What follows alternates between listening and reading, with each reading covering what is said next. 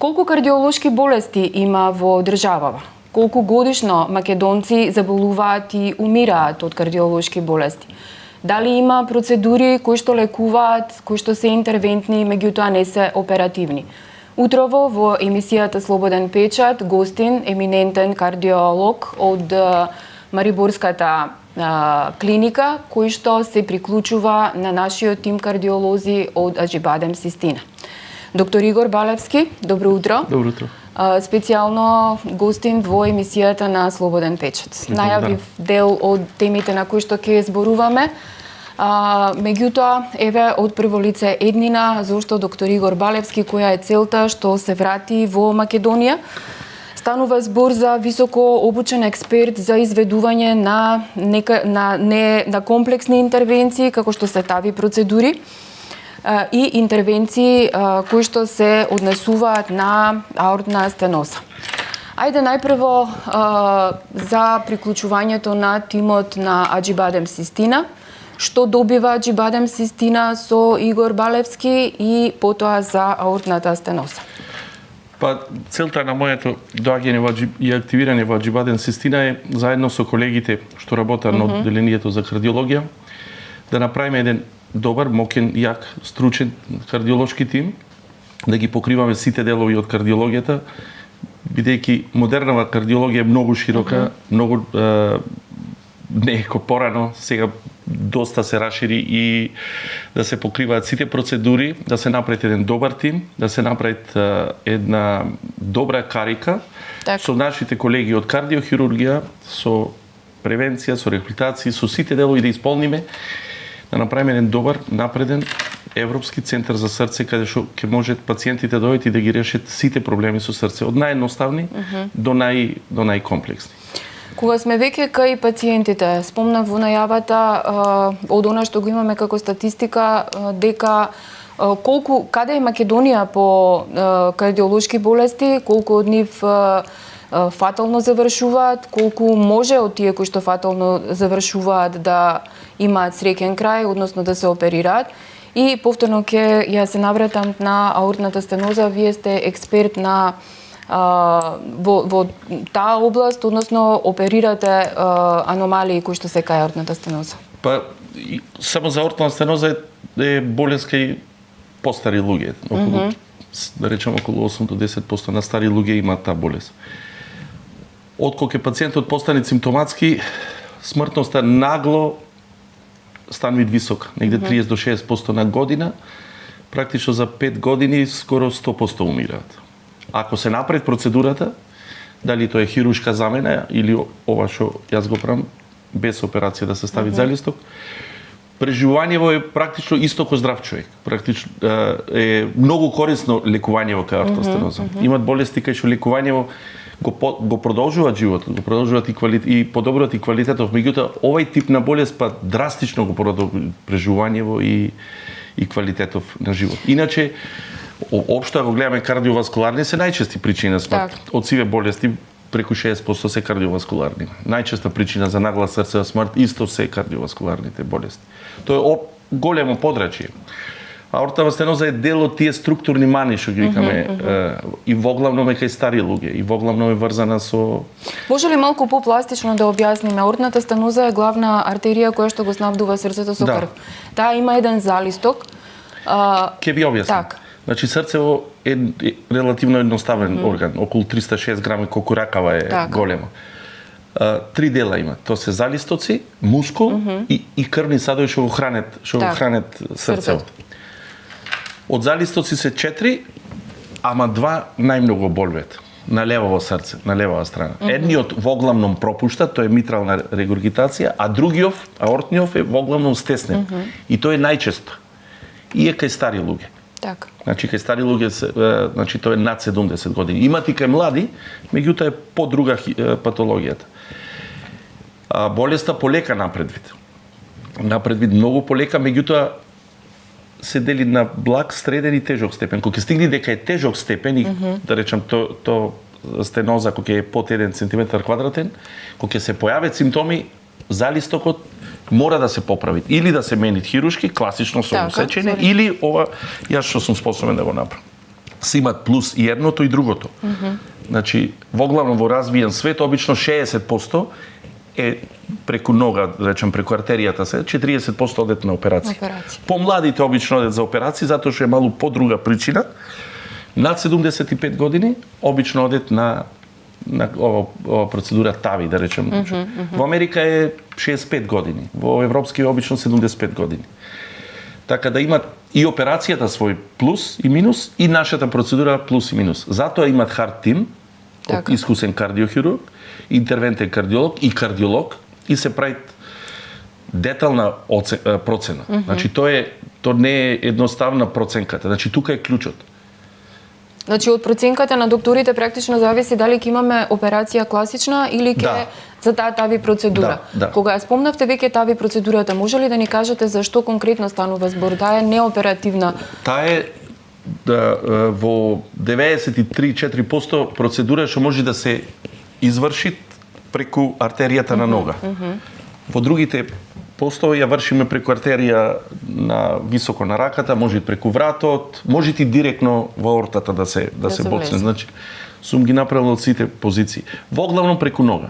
И пациентот не е заспиан, комуникативен е. Процедурата е релативно едноставна. Значи, за еден поискусен интервентен кардиолог може да ја заврши за сат и пол без никаков проблем. Значи, ако ви кажам дека во центарот кај што работам, ние правиме 200 на година. Имам направено преку 500 и по 4 на ден некојаш правиме, сакам да ви кажам дека е релативно едноставна. За 3 до 5 сати пациентиве ги станвиме и наредниот ден воглавно си одет дома. Така. Нормално, процедурата е инвазивна. Значи, носити ризик, некојаш не оди све кај што треба. Воглавно се тоа тешко болни пациенти. И воглавно поздравиве пациенти во наводници ги земаат кардиохирурзиве, што имат и своја предност апсолутно. И апсолутно потпирам кардиохируршки дел тука да е апсолутно присутен за да има своја предност. Меѓутоа, овие потешки пациенти, порано ние почвевме на пациенти што се иноперабилни, што имаат смртност, веројатност да умре на операција преку 25%, ги решававме перкутано. Меѓутоа, сега тоа толку напредна и толку голем број нагло порасна, поготово во развиениот свет, ние сме можност, дозволено ние по студии, да ги направиме сите пациенти. Значи, со мал ризик, со среден ризик, со висок ризик. И четврта група, овие што се не може да се оперира. Значи, толку се расшири подрачјето, што порано беше пациенти што имаат тешка стеноза со симптоми, сега дојде пациенти што имаат тешка стеноза без симптоми. И тие треба да се решат проблемите. Затоа што процедурата толку е релативно едноставна, во наводници, како ви кажам, дури и пред време да ја направиш малу не е грешка. Можеме ли, докторе, да споредиме промената на залистокот на аортата со стентирање практично кај срцето? Слично ли е тоа, еве да му го доближиме на народов, што значи оваа нова ТАВИ процедура која што се прави сега во Аџибадем Систин? Процедурата е, ќе речам, релативно едноставна. Од преку ногата, преку артеријата се влегуваат во срцето, бидејќи таа артерија, тој залисток е практично неколку сантими надвор од срцето. Се поминува низ него, се поминува со залистокот, малку едно 15 секунди ќе го застаниме срцево и дали со балон или се отворат самиот, го поставуваме залистокот на таа позиција. Немат отворање класично на граден кош, пациентот е свесен, комуникативен, разговара цело време. Воглавно е процедурата со многу мал процент на ризик. Мал процент од нив може да добие пейсмейкер, негде 4 до 8 по некој студија до 20%. И за разлика од хирургијава е класична со операција, таа е па помал процент на пейсмейкер, малку поголем процент имет на мозочен удар. Така да не сакам да испадне дека ова процедура е главната процедура. Така, што треба да се направи. Во нормални држави развиени, обично од 60%, 40%. Пример во Словенија по број на залистоци е втора во Европа. 2019 во Америка 50% беа класична хирургија, класична операција. Симат плюс и едната процедура, симат и плюс другата процедура. Ако добро се одлучат, пациентот имат голема корист и од едната и од другата. Затоа што сега и кардиохируршки операции напредвен, ме разбирате, со помал рез ги прават, Так. подобри за листот си стават. Операцијата класична трајте исто искусен оператер, лесна операцијата. Не е таа во срцето, таа е практично неколку сантими над срцето. Кога ќе го отвори прсниот градите, одма ја гледаат. Така да не сакам да грешно да ме разбере дека ова процедура е главна. Си има свој плюс си има хирургијата свој плюс. И ако добро се одлучи пациентов, трајно го излеквиме. Так. Трајно. Смешно ја кажам, ако мускулот му е добар, а воглавно е со добар мускул, и крвните садови ако му се добри, кога ќе го замениме за листов, практично тој од срце немој да умре веќе. Так. Ме разбират и долго живеат. Немат потреба некои терапии, некои лекувања посебно. Значи постоперативно не се примаат лекови. Ништо. Так. Аспирин. Ништо, буквално Добро, ништо. аспирин веќе е препорачлив и на 40 години. Не, грешка е тоа. Аспирин не се препорачува на 40 години. А зошто тогаш нашиве доктори, малте сите кардиолози препорачуваат? Не, аспирин, видите, аспирин има плюс и минус, мислам тој е најстар лек, Так. да речем лек на векот е прогласен, делуваат на повеќе нивои, агрегација на тромбоцити, на воспаление, на температура, на болка. Тој имат корист. Ако вкупниот ризик дека со пациентов на коронарни артерии ќе се десите поголем од 15%. Значи пациент ако нема ризик дека ќе се деси нешто во наредните години, е глупост да го земат. Дури е штета, 1% може да закрве, 2 до 5% може да имат големи крварења. Значи не е тој лек како и секој лек безазлен. Значи секојаш леков што ќе го земат пациентов мора да знае докторот корист и штета. Так. Таму кај што имат корист, апсолутно се дава. Речеме, кај шеќераши, кај коронарни болни, докажана каротидна болест, Так. вкупен ризик поќе од 15%, стентирање, кај залисток исто, ме разбирате. Иначе, обичен здрав пациент на 40 години не треба да го земат тоа. Па добро, кај нас постои некакво... Не, грешка е тоа. Не. Бидејќи имам интервјуа со многу ваши колеги кардиолози, па мислам дека некако веројатно и народов и може и само иницијативно да го зема. Добро, да го оставиме аспиринот на страна околу моментот кога треба пациентот да се јави на лекар. Има ли некакви симптоми ордната? Имат. Да. Обично два главни симптоми се за сите заболувања на срце. Тоа е глад за воздух или диспнеја што се вика стручно и болка во гради. Так. Болка во гради обично пациентов точно вака кажуваат. Имат и други симптоми. Меѓутоа, да речам, за сите кардиолошки болести воглавно со овие два симптоми. Ке речи не можам да одам, поќе ме гуши или ќе се качам по скали, ме боли во гради. За аорта стеноза покрај овие два симптоми имат и еден друг симптом што е исто важен, тоа е губење на свест, синкопа. Така да кога ќе испоиме се три симптоми. Так. Болки во гради, синкопа и знаци на рева срцева слабост. Тие се диспнеја, ортопнеја, значи глад за воздух навечер, кога ќе се испред пациентов полесно диши. Кога ќе се јават тие симптоми, значи неверојатно е лошо преживување. Ако имат срцева слабост, пациентов 100% умират за 2 години, ако имат болки во гради за 3 години, 100%, а ако имат ангина пекторис после 5 години. Така да преживувањето е многу лошо. И ако се реши проблемот, преживувањето е неверојатно добро. Поготово ако мускулот е добар. И клjuč во кардиологија е точно тоа. Значи од овие три дела за листоциве многу лесно можеме или да ги замениме или поправиме. Крвниви садови на срцево, ако се стеснат или ќе ги прошириме, или ќе ги отвориме, или хирургов ќе ги бајпасира. Так. Меѓутоа, ако ќе мускулот попуштит, нажалост, лекувањата се многу мали. Затоа клjučово лекување на кардиологија е да се спречи оштетување на мускулот. На срцевиот. Значи, клjučот е во тоа. И има многу методи. Медицинава толку напредна да сега практично дијагноза на срце па скоро е 100%, до најситни микро делои се гледат процедури. Кои се причините, докторе, за да дојде до ова заболување? Причините се исти како коронарна болест, ко стеснување крвните садови. Исти. Затоа и кај стари луѓе. И затоа колерираат заедно. Значи, холестерол, воспаление, калциум и стеноза. Значи, класично тоа е, да речем, ајде, воспаление на залистокот, не бактериско воспаление на ојток, шеќераши, висок притисок, почви да се депон. Кај еден мал број на луѓе, што се помлади, поготово под 65 години, кај нив па вродено е Тоа залистоков. сакав да прашам, следно прашање ми Да. беше дали може да има и некакви вродени мани. Ако е над 80 години, е секогаш да речем, тој залисток е обично со 3 лисија, и викаме 3-лисна залисток, трикуспиден е. Имат кај млади луѓе, значи под 60, под 65 години, во преку 85% случаи со два залистоци. И тоа е малку поинаква патологија. Таму е и аортата расширена, и целата таа конфигурација е пореметена, и тие пациенти можат со нашава метода и ги решаваме, меѓутоа тука се уште се дава предност на хирургијата. Пример, во Словенија ние ги решаваме и тие со тави. Така да имате една кога пациентов го диагностицираме, многу едноставно се диагностицира со ултразвук. Да. Со ултразвуков диагноза е скоро 100%. Толку прецизно, практично нема потреба веќе од друга.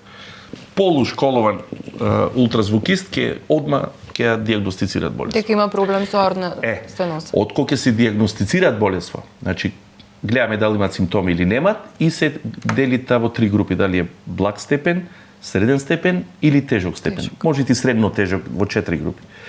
Чим падни тареата под 1 сантим или имаме еден градиент и тоа се разлика на притисоци, средниот градиент над 50 треба да се поправи. Дури се ги намалија критериуми. Среден градиент под 40, така да побрзо докажаа дека ако ги направиш побрзо имат поголема корист. Значи не се променува мускулот на срцето. И е многу едноставно. Откога ќе се направи таа процедура и кога ќе се диагностицираат болест, после многу едноставно се прави, да речем, на компјутер, тоа е ЦТ, компјутерска томографија по протокол за тави. Добро. И тука гледаме колкавки е за листокот, колкава се коронарните садови, колку се високи, колку се тие, да речам, синуси, колку имаме простор, како е аортата, дали лежи, дали не лежи, и каков е тој цел простор додолу, бидејќи за да влезам јас од оздола ми требит над 5,5 мм да е таа артерија долу на ногата. Тоа ЦТ по протокол за тави е многу користен и за хирургов. Так. Ме разбирате? Значи вие практично го спремате и за тави постапка и не дај Боже ако тргне нешто. Тука и грешката е прават. Кај нас ќе е постар човек, ќе е стеноза хирургија. На хирургов му требаат овие параметри. Зашто? Так. Затоа што ако е млад пациент, ние треба прогностички да гледаме, многу е важно да знаеме какво е негово преживување. Значи не само од залистоков, од други органи. Па дали има чекер на болест, дали има хронична бубрежна инсуфициенција, не дај Боже некој малигно заболување, какво е неговото 5-годишно преживување и какво е неговото 10-годишно преживување. Зашто? Затоа што во 10% тој залисток може поново да се стесни кај тие после 10 години, 7 до 10 години. И веќе ние го планираме за втора процедура. Тоа сакав да прашам, дали ако еднаш се направи тави процедура, може повторно да со истата постапка? Ние да речеме се доста пациенти што се класично оперирани, после кога тај залисток ќе се промени, му ставаме нов. Valve in valve се викаат, залисток во залисток. Дури имат тави во тави. Толку е тоа напреднато, имаме апликации ние. Так. Значи апликација тави in тави и valve in valve. Толку е тоа напреднато што ние го планираме, пример ако е некој многу млад, зборам 60 години, ти треба да направиш прогноза тој да живи нормален живот, ама да очекуваш, поготово кај млади побрзо дегенерираат залистоков. Како ќе е негово преживување во наредните 20-30 години? Не да му затвориш вратава за друга процедура. Ме разбирате? Так. Затоа што класичната хирургија, ако поново нареду, е 2 до 4 пати зголемен ризик. Так. Процентите се толку јасни и тимов што го работат тоа, ако добро оценит, вие практично не смеете да му го скратите преживувањето на пациентов. И квалитетов на живот. Квалитетот на живот пред се. Да. Значи, ако се појават еве една препорака за при крај на интервјуто до македонските пациенти.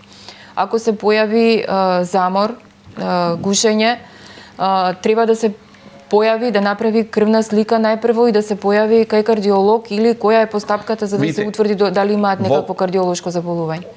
Воглавно кога ќе се појават симптомите, поготово кај луѓе што се активни, дали болка во гради, дали гушење, апсолутно треба да се направи преглед. Значи, општ доктор, општа медицина што е завршено, пенасематичен лекар во Македонија може да го диагностицираат со слушалки, со ЕКГ, и да рече дека нешто не е во ред со пациентов, ќе слушниц шум, ќе рече пешаче в 5 километри, сега не можам, одев до 4-ти спрат, сега на втор спрат се замарам, ме боли, ме гуши. полушколван кардиолог само сонда да стави, одма ќе ја диагностицират болест. Така. Во Македонија има 3 добри кардиохирушки центри, имат и други центри што може да направат диагноза. Значи, битно е да се направи добра тимска процена на пациентов. Во Систина сме спремни сите тие процедури да ги завршиме и да ги стручно да ги направиме на високо ниво. Јас верувам дека и колегите во другите центри, не сакам да ги подценувам. Битно е колегата што ќе го води да знае во кој стадиум е болеста и како таа напредви. Значи, таа болест напредви многу полека. Так. Значи, ако е обична блага стеноза или средна, таа во 50% напредвид, во 50% за 3 до 9 години стои така. Така. А ако напредвид многу малу, по 10 мм тој градиент на година. Така да ако имате блага стеноза, се зборам, така малу постручно, тако ќе треба стани да е за операција, ќе помине 5 до 7 години. Така, меѓутоа е добро да се знае, Треба да се знае, нема потреба се контроли секој месец, тоа е џабе ето. Ме разбирате? Треба да се види холестеролот, да е обично под 5 ако е здрав човек, ако е болен под 4, посебно ЛДЛ. ЛДЛ е најмногу врзан со преживување. Кај здрави да е под 3, кај болни под 1,4, да речеме, под 1,8 или 1,4, што понизок то подобро. Так. И ништо посебно, некој е посебно. Ако е голема дискрепанца, пример, меѓу клиничкава слика и ултразвуков, так, тогаш треба додатни испитувања. Затоа што 70% од луѓе што имаат аортна стеноза имаат и коронарна болест. Так. Таа е колерираат затоа што хистопатолошки се исти. Ме разбирате, пример за митрална стеноза е скроз друга причина, таа е кај жени млади, 99% е фебрис, ревматик, ова е скроз друга патологија. Так. Е многу едноставна и многу прецизна е диагнозава се. Практично не верувам дека може да се сгрешите. Толку е напреднато. Да, може би не во Словенија. Не, и Македонија не имат и апаратура, имат и колеги, како не, ќе се доедуцираме, ќе Да, затоа направиме сте тука, нели? Да ги едуцирате нашите млади доктори, да се направи еден експертски тим. Има ли веќе заинтересирани пациенти кои што чекаат на листата за операции и ме интересира само од денот на примање до одењето дома колку време поминува? Пациенти имат многу. На 1 милион симптоматски се 400. Значи на 2 милиони 800. Со асимптоматски се многу голем број. Во Словенија правиме 3 центри со голема бројка. Јас сум во Марибор, ние правиме преку 200 ова година, Лјубљана преку 300 и уште еден центар околу 200. Кај нас воглавно се кардиохирушки, да речам Македонија воглавно кардиохирушки. Да, ги решава. Ги решават. Нажалост, бројката што е мала што се стават, во фондот не ги покриват тие процедури. Се надевам дека во идина ќе ги покриват, зашто на долг рок се поевтини. Така. На долг рок се поевтини. Ако се направи добра селекција, пациентот најголем број за 1 до 2 дена ќе си од дома. Так. Имат што одстануваат подолго, покомплексни, меѓутоа нив очекуваме кај нив, ме разбирате. А доколку хируршки се реши, колку остануваат во болница? Значи, за колку се скратува? Обично 5 до 7 дена. Ако е, да речем во наводници, здрав пациентот. Така. Ипак е граден кош се сечит, е по-инвазивна метода. Меѓутоа, ако е потребна, да речеме, ако е потребна процедура на другите залистоци, ако пациентот е млад, ако аортата е расширена, ако треба некои покомплексни бајпасови, затоа што доста е врзано, ние и со стентој ги решаваме крвните садови и ако е бројката голема што ја правиме, тимот ќе многу подобар и по комплексните процедури ќе ги решат. И самиве кардиохирурзи сами ќе речат да овај сработајте го вие. Сами идет и ви ќе да го сработаме. Така. Доктор Балевски, ви благодарам многу за гостувањето во Слободен печат. Се надевам дека бевме корисни и го приближивме она што го работите до нашите гледачи. Вие, почитувани гледачи, останете со програмата на Слободен печат. Ова беше Игор Балевски, врвен кардиолог од болницата во Марибор, сега во Аџибадем Систина. Гледајте не на веб сајтот и секако очекувајте го издавањето на нашиот весник. Ви благодарам за вниманието.